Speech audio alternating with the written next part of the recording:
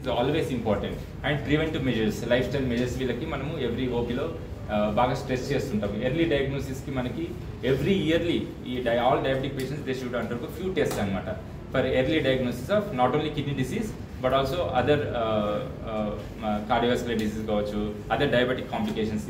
వాళ్ళకి మెయిన్గా microvascular complications అని 3 ఉంటాయి అనమాట. Retinopathy, neuropathy, nephropathy. మైక్రోవాస్కులర్ అంటే మెయిన్గా హార్ట్ అటాక్, స్ట్రోక్స్ ఇవన్నమాట. సో ఈ కాంప్లికేషన్స్ అన్ని వాళ్ళకి డెవలప్ అవుతుందా లేదా తెలుసుకోవడానికి every yearly they should undergo few basic test.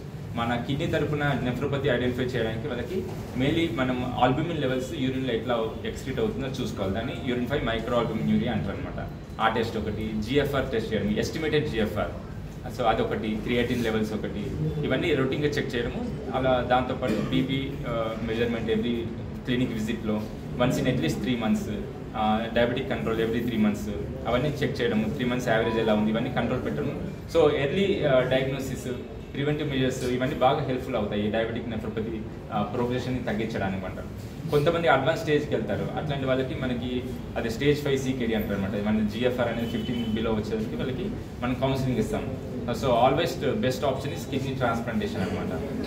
So kidney transplantation again live donor, cadaver donor, అట్లా డిఫరెంట్ టైప్స్గా ఉంటుంది.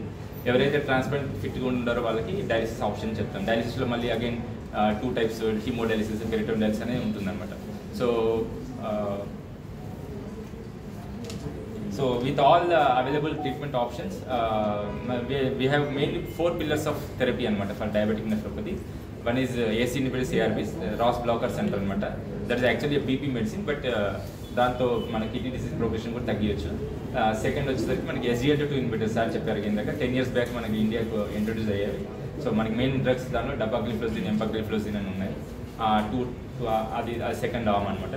థర్డ్ ఆర్మ్ వచ్చేసరికి నాన్ స్టెరాయిడల్ MRA అంటారు అనమాట. దానిలో మనకి ఇండియాకి లాస్ట్ 3 years బ్యాకే వచ్చింది ఆ డ్రగ్. ఫిన్రినోన్ అంటారు అనమాట. ఫిన్రినోన్. సో మనకి ఫిడెలియో డికేడి, ఫిగారో డికేడి అని రీసెంట్ ట్రయల్స్ వల్ల అది అప్రూవ్ అయింది యూఎస్లో. ఇండియాకి వచ్చి 3 years అయింది. అది కూడా పెడుతున్నాము.